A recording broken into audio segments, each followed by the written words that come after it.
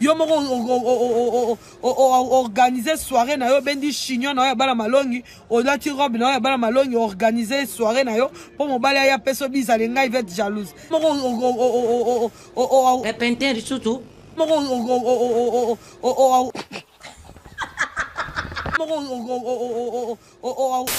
Omoni awa biso kaka boy. Ah soko moni boy kuzama kutanga. Donc faut comprendre n'importe ça boyité. Voilà oh comprendre. Oh donc na boka yeli banga. Mais petit ukembi na wana.